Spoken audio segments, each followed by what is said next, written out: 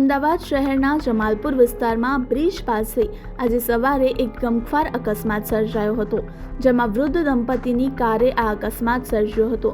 આ અકસ્માતમાં એક મહિલાનું મોત નીપજ્યું છે અને અન્ય 2 લોકો ઇજાગ્રસ્ત થયા છે. જમાલપુર બ્રિજ નજીક ગમખ્વાર અકસ્માત સર્જાયો હતો, જેમાં એક વૃદ્ધ દંપતીની કાર પહેલા એક બ્રિજની દિવાલ સાથે ટકરાઈ. તેના બાદ કાર ચાલકે સ્ટીયરિંગ પરથી કાબુ ગુમાવ્યો હતો, જેથી ગાડી સાઈડમાં શાકભાજી વેચતા ફેરિયાઓ ઉપર ફરી વળી હતી. આ અકસ્માતમાં એક મહિલાનું ઘટના સ્થળ પર જ મોત નીપજ્યું હતું, તો અન્ય 2 લોકો ઇજાગ્રસ્ત થયા હતા, જેમને સારવાર માટે હોસ્પિટલ ખસેડવામાં આવ્યા હતા. આ અકસ્માત બાદ ગુસ્સે ભરાયેલા સ્થાનિકોએ કારમાં તોડફોડ કરી હતી અને સ્થળ પર લોકોના ટોળા પણ એકઠા થઈ ગયા હતા. ત્યારે પોલીસ પણ ઘટના સ્થળે પહોંચી હતી. ત્યારે અકસ્માત સર્જેલા કાર ચાલકે નશો કર્યો છે કે કેમ તેની તપાસ પણ હાથ ધરવામાં આવી હતી.